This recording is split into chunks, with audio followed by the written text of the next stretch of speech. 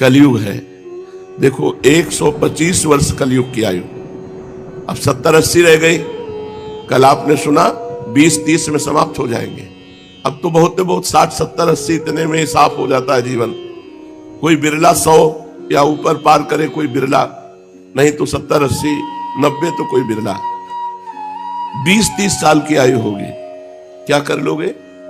घोर पापाचरण का वातावरण होगा, अपवित्र सब व्यवहार होगा, कैसे भजन होगा? इसलिए अभी भजन कर लो, भगवत प्राप्ति कर लो। भगवान सच्चिदानंद जब कल की अवतार धारण करते हैं और दुष्टों का संहार करते हैं, उस समय से फिर सतयुग प्रारंभ होता है। जब सब डाकुओं का संहार हो चुकेगा, तब नगर की और देश की सारी प्रजा का हृदय पवित्रता से भर जाएगा, क्योंकि भगवान कल्कि के शरीर में लगे हुए अंगराग स्पर्श पाकर अत्यंत पवित्र हुई वायु उनका स्पर्श करेगी। भगवान की श्री विग्रह की दिव्य गंध संपूर्ण प्रजा के हृदय को निष्पाप कर देगी। उनके पवित्र हृदयों में सत्यमूर्ति भगवान वासुदेव विराजमान होंगे और फिर उनकी संतान पहले की भांति हृष्ट पुष्ट और बलवान होने लगेगी। प्रजा के नयन मनोहारी हरि ही धर्म के रक्षक और स्वामी हैं। वे ही भगवान जब कल्कि के रूप में अवतार ग्रहण करेंगे, उसी समय सतयुग का प्रारंभ हो जाएगा और प्रजा की संतान परंपरा स्वयं ही सतोगुण से युक्त हो जाएगी। जिस समय चंद्रमा, सूर्य और बृहस्पति एक ही समय एक ही साथ पुष्य नक्षत्र के प्रथम पल में प्रवेश करते हैं, एक राशि पर आते हैं, उसी समय सतयुग का प्रारंभ होता है। परीक्षित, चंद्रवंश और सूर्यवंश में जितने राजा हो गए हैं या होंगे, उन सब का मैंने संक्षेप में वर्णन कर दिया। तुम्हारे जन्म से लेकर राजा नंद के अभिषेक तक 1115 वर्ष का समय लगेगा। जिस समय आकाश में सप्तऋषियों का उदय होता है, उस समय पहले उनमें से 2 ही तारे दिखाई पड़ते हैं। उनके बीच में दक्षिणोत्तर रेखा पर समभाग में अश्विनी आदि नक्षत्रों में से एक नक्षत्र दिखाई पड़ता है। उस नक्षत्र के साथ सप्तर्षिगण मनुष्यों की गणना से 100 वर्ष तक रहते हैं। वे तुम्हारे जन्म के समय उस समय भी मघा नक्षत्र पर स्थित है। स्वयं सर्वव्यापक सर्वशक्तिमान भगवान ही शुद्ध सत्वमय विग्रह के साथ श्री कृष्ण के रूप में प्रकट हुए थे। वे जिस समय अपनी लीला स्मरण करके परम धाम पधार गए, उसी समय कलयुग ने संसार में प्रवेश किया। उसी के कारण मनुष्यों की मति गति पाप की ओर ढुलक गई।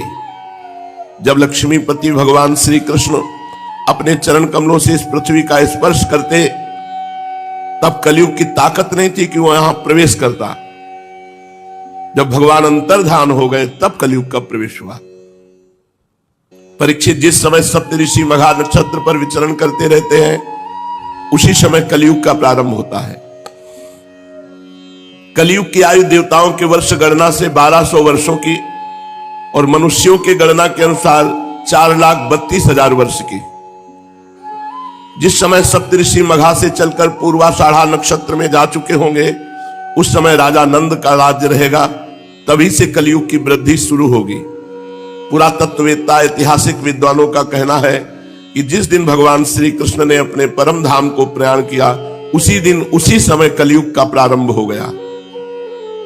परीक्षित, जब देवताओं की वर्ष गणना के अनुसार 1000 वर्ष बीत चुकेंगे, तब कलयुग के अंतिम दिनों में फिर से कल्कि भगवान की कृपा से मनुष्यों के मन में सात्विकता का संचार होगा। लोग अपने वास्तविक स्वरूप को जान सकेंगे और तभी से सतयुग प्रारंभ भी होगा। परीक्षित, मैंने तो तुमसे केवल मनुवंश का सो भी संक्षेप में वर्णन किया है। जैसे मनुवंश की गणना होती है, वैसे ही प्रत्येक युग में ब्राह्मण, वैश्य और शूद्रों की भी वंश परंपरा समझनी चाहिए। राजन, जिन पुरुषों और महात्माओं का वर्णन मैंने तुमसे किया, अब केवल नाम से ही उनकी पहचान होती है। अब वे नहीं रहे, केवल उनकी कथा रह गई। अब उनकी कीर्ति ही पृथ्वी पर जहां तहां सुनने को मिलती है। भीष्म पितामह के पिता राजा शांतनु के भाई देवापी और इक्ष्वाकुवंशी मरु इस समय कलाप ग्राम में स्थित हैं। वे बहुत बड़े योग बल से युक्त हैं। कलयुग के अंत में कल्कि भगवान की आज्ञा से फिर यहां आएंगे और पहले की भांति वर्णाश्रम धर्म का विस्तार करेंगे। सतयुग, त्रेता, द्वापर और कलयुग, ये ही 4 युग हैं। ये पूर्वोक्त क्रम के अनुसार अपने अपने समय में पृथ्वी के प्राणियों पर अपना प्रभाव दिखाते रहते हैं। परीक्षित, मैंने तुमसे जिन राजाओं का वर्णन किया है वे सब और उनके अतिरिक्त दूसरे राजा भी इस पृथ्वी को मेरी मेरी करते रहे, परंतु अंत में मरकर धूल में मिल गए। इस शरीर को भले ही कोई राजा कह ले, परंतु अंत में एक कीड़ा, विष्ठा अथवा राख के रूप में ही परिणित होगा, राख ही होकर रहेगा। इसी शरीर के या इसके संबंधियों के लिए जो भी किसी प्राणी को सताता है वह ना तो अपना स्वार्थ जानता है और ना तो परमार्थ, क्योंकि प्राणियों को सताना तो नरक का द्वार है। वे लोग यही सोचा करते कि मेरे दादा परदादा इस अखंड भूमंडल का शासन करते थे, अब ये मेरे अधीन किस प्रकार रहे और मेरे बाद मेरे बेटे पोते, मेरे वंशज किस प्रकार इसका उपभोग करें। वे मूर्ख इस आग, पानी और मिट्टी के शरीर को अपना आपा मान बैठते हैं और बड़े अभिमान के साथ डींग हाँकते हैं कि ये पृथ्वी मेरी है। अंत में वे शरीर और पृथ्वी दोनों को छोड़कर स्वयं ही अदृश्य हो जाते हैं। प्रिय परीक्षित, जो नरपति बड़े उत्साह और बल पौरुष से इस पृथ्वी के उपभोग में लगे रहे, उन सबको काल ने अपने विकराल गाल में धर दबाया। अब केवल इतिहास में उनकी कहानी ही शेष रह गई है। श्री सुखदेव जी कहते हैं, परीक्षित, जब पृथ्वी देखती है कि राजा लोग मुझ पर विजय प्राप्त करने के लिए उतावले हो रहे, तब वो हंसने लगती है और कहती, कितने आश्चर्य की बात है, ये राजा लोग जो स्वयं मौत के खिलौने हैं, ये मुझे जीतना चाहते हैं। राजाओं से ये बात छिपी नहीं कि वे एक ना एक दिन मर जाएंगे, फिर भी व्यर्थ में ही मुझे जीतने की कामना करते हैं, ऐसा पृथ्वी सोचती है। सचमुच इस कामना से अंधे होने के कारण ही वे पानी के बुलबुले के समान क्षणभंगुर शरीर पर विश्वास कर बैठते हैं और धोखा खाते हैं। वे सोचते हैं कि हम पहले मन के सहित अपने पांचों इंद्रियों पर विजय प्राप्त करेंगे, अपने भीतरी शत्रुओं को वश में करेंगे, क्योंकि इनके जीते बिना बाहरी शत्रुओं को जीतना कठिन है। उसके बाद अपने शत्रु के मंत्रियों, आमात्यों, नागरिकों, नेताओं और समस्त सेना को भी वश में कर लेंगे। जो भी हमारे विजय मार्ग में कांटे बोएगा उसे हम अवश्य जीत लेंगे। इस प्रकार धीरे धीरे क्रम से सारी पृथ्वी हमारे अधीन हो जाएगी, फिर तो समुद्र ही हमारे राज्य की खाई का काम करेगा। इस प्रकार वे राजा लोग अपने मन में अनेकों आशाएं बांध लेते हैं और उन्हें यह बिल्कुल नहीं सूझती कि उनके सिर पर काल सवार है। यहीं तक नहीं, जब एक द्वीप उनके वश में हो जाता है तब वे दूसरे द्वीप पर विजय करने के लिए बड़ी शक्ति और उत्साह के साथ समुद्र यात्रा करते हैं।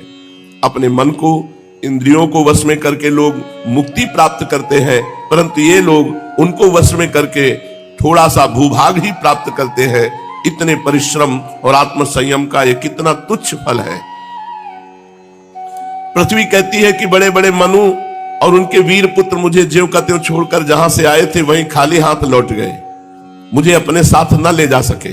अब ये मूर्ख राजा मुझे युद्ध में जीत कर वश में करना चाहते हैं। जिनके चित्त में बात दृढ़मूल हो गई कि पृथ्वी मेरी है, उन दुष्टों के राज्य में मेरे लिए पिता पुत्र और भाई भाई भी आपस में लड़ बैठते हैं। वे परस्पर इस प्रकार कहते हैं, ओ मूढ़, ये सारी पृथ्वी मेरी ही है, तेरी नहीं। इस प्रकार राजा लोग एक दूसरे को कहते सुनते हैं, एक दूसरे से स्पर्धा करते हैं, मेरे लिए एक दूसरे को मारते हैं और स्वयं मर मिटते हैं। पृथु, पुररवा, गाधी, नहुस, भरत, शास्त्राबाहु अर्जुन, मानधाता, सगर, भगवान राम, खडवांग, धुंधुमार, रघु, तृणबिंदु, ययाति, शर्याति, संतनु, गय, भगीरथ, कुवलयासु, ककुत्स, नल, नृग, हिरण्यकश्यप, वृत्तासुर, लोकद्रोही रावण, नमुच, शंबर, भौमासुर, हिरणाक्ष, तारकासुर, बहुत से दैत्य एवं शक्तिशाली नरपति हो गए। ये सब लोग सब कुछ समझते थे कि हम सब सूर हैं। सभी ने दिग्विजय में दूसरों को हरा दिया, दूसरे इन्हें नहीं जीत पाए, परंतु सब के सब चले गए, कोई टीका नहीं। राजन, उन्होंने अपने पूरे अंतःकरण से मुझसे ममता की और समझा कि पृथ्वी मेरी है, परंतु विकराल काल ने उनकी लालसा पूरी ना होने दी। अब उनके बल पौरुष और शरीर आदि का कुछ पता ही नहीं, केवल उनकी कहानी शेष मात्र है। परीक्षित, संसार में बड़े बड़े प्रतापी और महान पुरुष वे हैं, वे लोकों में अपने यश का विस्तार करके यहां से चल बसे। तुम्हें मैंने ज्ञान और वैराग्य उपदेश करने के लिए इनकी कथा सुनाई है। मैंने जो कुछ अभी तक वर्णन किया सब वाणी का विलास है। इसी पे हमें बहुत धक्का लगा था जब हम 16-17 वर्ष के थे। ऐसा कैसे? भगवान का चरित्र, महापुरुषों का चरित्र अब समझ में आ रहा है। ये सब वाणी का विलास मात्र है, परमार्थक सत्य कुछ भी नहीं है। जितना सुनाया ये सब वाणी का विलास मात्र है, परमार्थिक सत्य कुछ नहीं है। इस पे काफी देर हम परेशान हुए थे। बस भगवान श्री कृष्ण का गुणानुवाद समस्त मंगलों का नाश करने वाला है। बड़े बड़े महात्मा उसी का गान करते रहते हैं। जो भगवान श्री कृष्ण के चरणों में अनन्य प्रेममयी भक्ति की लालसा रखता हो, उसे नित्य निरंतर भगवान के दिव्य गुणानुवाद का ही श्रवण करते रहना चाहिए। राजा परीक्षित ने पूछा, भगवान मुझे तो कलयुग में राशि राशि दोष ही दिखाई दे रहे हैं, उस समय लोग किस उपाय से उन दोषों का नाश करेंगे? इसके अतिरिक्त युगों का स्वरूप, उनके धर्म, कल्प की स्थिति और प्रलय काल के मान एवं सर्वव्यापक सर्वशक्तिमान भगवान के काल रूप का भी यथावत वर्णन कीजिए। श्री सुखदेव जी कहते, परीक्षित, सतयुग में धर्म के 4 चरण होते हैं। वे चरण हैं सत्य, दया, तप और दान। उस समय लोग पूरी निष्ठा के साथ अपने अपने धर्म का पालन करते हैं। धर्म स्वयं भगवान का स्वरूप है। सतयुग के लोग बड़े संतोषी और दयालु होते हैं। वे सबसे मित्रता का व्यवहार करते और शांत रहते हैं। इंद्रियां और मन उनके वश में रहते हैं। सुख और दुख आदि द्वंद्वों को समान भाव से सहन करते हैं। अधिकांश लोग तो समदर्शी और आत्माराम होते हैं। बाकी लोग स्वरूप स्थिति के लिए अभ्यास में तत्पर रहते हैं। परीक्षित, धर्म के समान अधर्म के भी 4 चरण हैं। झूठ, असत्य, हिंसा, असंतोष, कलह। झूठ, हिंसा, असंतोष, कलह, ये अधर्म के 4 चरण हैं। त्रेता युग में इनके प्रभाव से धीरे धीरे धर्म के सत्य आदि चरणों का चतुर्थांश क्षीण हो जाता है। राजन, उस समय वर्णों में ब्राह्मणों की प्रधानता अक्षुण्ण रहती है। त्रेता युग में लोगों में अत्यंत हिंसा और लंपटता का अभाव रहता है। सभी लोग कर्म कांड और तपस्या में निष्ठा रखते हैं। अर्थ, धर्म एवं काम रूप त्रिवर्ग का सेवन करते हैं।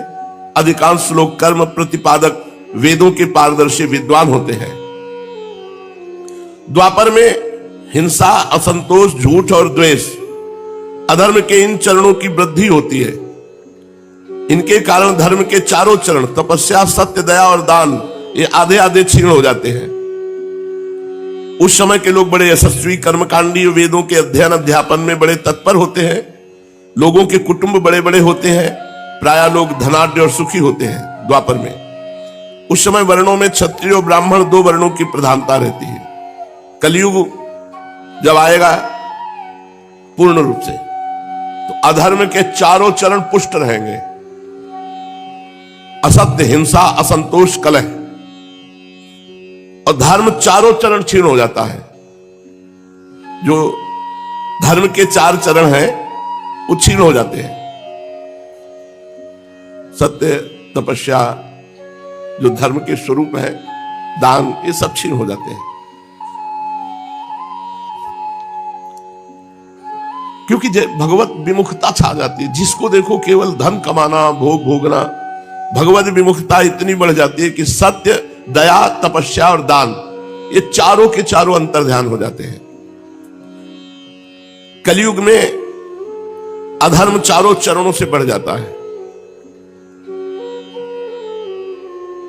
पूरा का पूरा अधर्म प्रवृत्ति। धर्म का आश्रय कोई बिरला लेगा कि धर्म कहता है ऐसे चलो ऐसे, को केवल पेट भरो, भोग भोगो, रुपया कमाओ।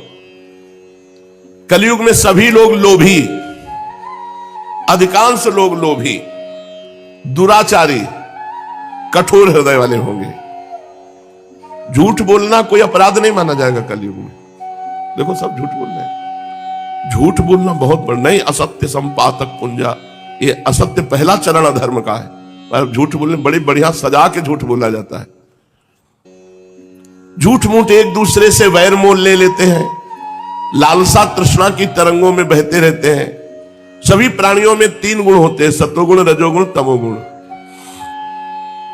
काल की प्रेरणा से समय समय पर शरीर, प्राण और मन में उनका ह्रास और विकास भी हुआ करता है। जिस समय मन, बुद्धि और इंद्रियां सत्वगुण में स्थित होकर अपना अपना काम करने लगती हैं, उस समय सतयुग समझना चाहिए। सत्गुण की प्रधानता के समय मनुष्य ज्ञान और तपस्या से अधिक प्रेम करने लगता है। जिस समय मनुष्यों की प्रवृत्ति और रुचि धर्म, अर्थ और लौकिक पारलौकिक सुख भोगों की ओर होती है तथा शरीर, मन एवं इंद्रियां रजोगुण में स्थित होकर काम करने लगती हैं, बुद्धिमान परीक्षित समझना चाहिए कि उस समय त्रेता युग अपना काम कर रहा है। जिस समय लोभ, असंतोष, अभिमान, दंभ और मत्सर आदि दोषों का बोलबाला हो और मनुष्य बड़े उत्साह रुचि के साथ सकाम कर्मों में लगना चाहे, उस समय द्वापर युग समझना चाहिए। अवश्य रजोगुण और तमोगुण की मिश्रित प्रधान स्थिति का नाम द्वापर है। और जिस समय झूठ पे झूठ, कपट पे कपट, तंद्रा, निद्रा, हिंसा, विषाद, शोक, मोह, भय, दीनता की प्रधानता, उस समय तमोगुण प्रधान कलयुग समझना चाहिए। जब कलयुग का राज्य होता है तब लोगों की दृष्टि नीच हो जाती है, भ्रष्ट हो जाती है, क्षुद्र हो जाती है। अधिकांश लोग अत्यंत निर्धन, सबकी भूख बढ़ जाती है, भोगों की, खान पान की। भाग्य बहुत मंद होता है, चित्त में कामनाएं होती हैं बड़ी बड़ी। सारे देश में गांव गांव में लुटेरों की प्रधानता और प्रचुरता हो जाएगी। कोई सच्चे मार्ग का पथिक साधु नहीं रहेगा, पाखंड मार्ग, जो मन भाया। पाखंडी लोग अपने नए नए मत चलाएंगे, मनमाने ढंग से शास्त्रों वेदों का तात्पर्य निकालने लगते हैं और उन्होंने शास्त्रों को कलंकित कर दिया। दंभी पाखंडियों का बोलबाला होगा कलयुग में। रसेंद्री और जनेंद्री को तृप्त करने में ही लगे रहेंगे। कोई ब्रह्मचारी नहीं रहेगा, सब अपवित्र आचरण वाले। गृहस्थ दूसरों को भिक्षा देने के बदले स्वयं भीख मांगने लगेंगे। वानप्रस्थी गांवों में बसने लगेंगे। सन्यासी धनी होंगे, धन के लोभी होंगे। अर्थ पिशाच हो जाएंगे। स्त्रियों का आकार तो छोटा होने लगेगा पर उनकी भूख बढ़ने लगेगी। संतानें बहुत अधिक होंगी और कुल मर्यादा, पवित्रता का, लाज हया का नाश करके वो अपवित्र आचरण करेंगी। मुंह से कड़वी बात बोलेंगी, चोरी करने में प्रवीण होंगी, कपट करने में बड़ी निपुण होंगी। उनका साहस होगा बहुत बड़ा। व्यापारियों के हृदय अत्यंत क्षुद्र हो जाएंगे। कौड़ी कौड़ी से लिपटे रहते छदाम छदाम के लिए धोखाधड़ी करने लगेंगे। और तो क्या, आपत्ति काल न होने पर भी, धनी होने पर भी निम्न श्रेणी का व्यापार करेंगे। जिनकी संत पुरुष निंदा करते हैं, ऐसे उपायों से वो धन कमाएंगे। ठीक समझने और अपनाने में बुद्धि काम नहीं करेगी। कलयुग में स्वामी चाहे जितना सर्वश्रेष्ठ हो, जब सेवक लोग देखते हैं कि इसके पास धन दौलत नहीं रही तो उसे छोड़कर भाग जाते हैं। सेवक चाहे कितना ही पुराना क्यों न हो, परंतु जब उस पर विपत्ति पड़ेगी तो स्वामी उसे छोड़ देंगे। कलयुग का प्रभाव। और तो क्या, प्रिय परीक्षित, कलयुग के मनुष्य बड़े ही लंपट हो जाएंगे। वे अपनी काम वासना को तृप्त करने के लिए ही किसी से प्यार का नाटक करेंगे। देखो, पहले से शास्त्रों में सब लिखा है। वे विषय वासना के वशीभूत होकर इतने दीन हो जाएंगे कि अपनी वासना पूर्ति के लिए माता पिता, भाई बंधु और मित्रों को भी नहीं छोड़ेंगे। अर्थात छल कपट, न माता का सम्मान, न पिता का, न भाई, न बंधु का, इनकी आज्ञा का पालन नहीं। नारी मुई घर संपत्ति नासी, मूड मुड़ाए भय सन्यासी। कोई देर थोड़ी लगता है। तो कलयुग में ऐसे नीच पुरुष तपस्वी का वेश धारण करेंगे और दान लेकर मनमानी भोजन, मनमानी पेय पदार्थ, और रत्ती भर भी धर्म का ज्ञान नहीं। धर्म का रत्ती भर भी ज्ञान नहीं। वो ऊंचे सिंहासन पर बैठकर प्रवचन करेंगे धर्म का, जिनको धर्म का रत्ती भर ज्ञान नहीं। सच्ची बात। प्रिय परीक्षित, आगे चलकर कलयुग में सूखा पड़ेगा। भूख से आतुर होकर लोग मरेंगे। अभी समय आएगा। दुर्भिक्ष और दूसरे शासक लोग इतने कर्कश हो जाएंगे कि कर पे कर, अस्थि मात्र हो शरीर, केवल शरीर में हड्डी हड्डी दिखाई देगी, भोजन ही नहीं मिलेगा। प्राण रक्षा के लिए रोटी का टुकड़ा मिलना कठिन हो जाएगा आगे चल के। अभी भजन कर लो। शरीर ढकने के लिए वस्त्र नहीं, पेट की ज्वाला शांत करने के लिए रोटी का टुकड़ा नहीं, पीने के लिए पानी नहीं, सोने के लिए जमीन नहीं। यह आएगी स्थिति आगे। दाम्पत्य जीवन, स्नान और आभूषण पहनने तक की सुविधा नहीं रहेगी। लोगों की आकृति प्रकृति पिशाचों जैसी हो जाएगी। कलयुग में अधिक धन की तो बात क्या, चंद रुपयों के लिए भाई भाई में विरोध हो जाएगा, मारपीट हो जाएगी, जान से मार डालेंगे। बहुत दिनों का सद्भाव मित्रता को तिलांजलि दे देंगे। इतना ही नहीं, दमड़ी दमड़ी के लिए अपने संबंधियों की हत्या कर डालेंगे। परीक्षित, कलयुग के क्षुद्र प्राणी केवल काम वासना की पूर्ति और पेट भरने की धुन में ही लगे रहेंगे। पुत्र अपने बूढ़े मां बाप की रक्षा पालन पोषण नहीं करेंगे, उन्हें उपेक्षा करके घर से निकाल देंगे। ये आगे शुरू हो चुका है, आगे विशाल रूप में आएगा। कौन बूढ़े बालों की सेवा करे, निकाल दिया घर से। पिता अपने निपुण से निपुण सब कामों में योग्य पुत्रों की परवाह न करेंगे। परीक्षित, श्री भगवान ही चराचर जगत के परम पिता और परम गुरु हैं। इंद्र ब्रह्मा आदि लोकाधिपति उनके चरण कमलों में अपना सिर झुकाकर सर्वस्व समर्पण करते रहते हैं। उनका ऐश्वर्य अनंत है और वे एक रस अपने स्वरूप में स्थित हैं। परंतु कलयुग में लोगों में इतनी मूढ़ता फैल जाएगी, पाखंडियों के कारण लोगों का चित्त इतना भटक जाता है कि लोग अपने कर्म और भावनाओं के द्वारा भगवान की पूजा से भी विमुख हो जाएंगे। मनुष्य मरने के समय आतुरता की स्थिति में गिरते या फिसलते समय विवश होकर यदि भगवान के किसी एक नाम का उच्चारण कर ले तो उसके सारे कर्म बंधन छिन्न भिन्न हो जाते हैं और उसे उत्तम से उत्तम गति प्राप्त होती है। यन्नाम धेयम म्रियमाणयातुरः पतन स्खलन वा विवशो गृणन पुमान विमुक्त कर्मार्गल उत्तमाम गतिं प्राप्नोति अच्छन्ति न तं कलौ जनाः। पर हाय रे कलयुग भगवान का नाम नहीं लेने देगा। कलयुग से प्रभावित होकर लोग भगवान की आराधना से विमुख हो जाएंगे। परीक्षित, कलयुग के अनेकों दोष हैं। कुल वस्तुएं दूषित हो जाती हैं, स्थानों में भी दोष की प्रधानता हो जाती है। सब दोषों का मूल स्रोत तो अंतःकरण ही है, परंतु जब पुरुषोत्तम भगवान हृदय में आ विराजते हैं तब उनकी सन्निधि मात्र से ही सब के सब दोष नष्ट हो जाते हैं। भगवान के रूप गुण लीला धाम और नाम के श्रवण संकीर्तन ध्यान पूजन और आदर से वे मनुष्यों के हृदय में आकर विराजमान हो जाते हैं और एक दो जन्म के पापों की तो बात ही क्या, हजारों जन्मों के पाप के ढेर भी वे क्षण भर में भस्म कर देते हैं। भगवान हृदय में कैसे आते हैं? भगवान के रूप गुण लीला धाम का गायन, नाम संकीर्तन, ध्यान पूजन आदर। जैसे सोने के साथ संयुक्त होकर अग्नि उसके धातु संबंधी मलिनता आदि दोषों को नष्ट कर देती है, वैसे ही साधकों के हृदय में स्थित होकर भगवान श्री हरि उनके अशुभ संस्कारों को सदा के लिए मिटा देते हैं। परीक्षित, विद्या तपस्या प्राणायाम समस्त प्राणियों के प्रति मित्र भाव, तीर्थ स्नान व्रत दान और जप, किसी भी साधना से मनुष्य के अंतःकरण की वैसी वास्तविक शुद्धि नहीं होती जैसी शुद्धि भगवान पुरुषोत्तम के हृदय में विराजमान हो जाने पर होती है। सावधान, अब तुम्हारी मृत्यु का समय आ रहा है। श्री सुखदेव जी महाराज, सावधान परीक्षित, 7वां दिन है, तक्षक सर्प काटेगा और तुम्हारी मृत्यु होगी।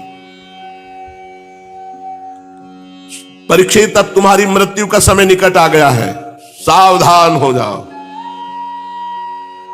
सबको सावधान हो जाना चाहिए, मृत्यु कब आएगी पता नहीं।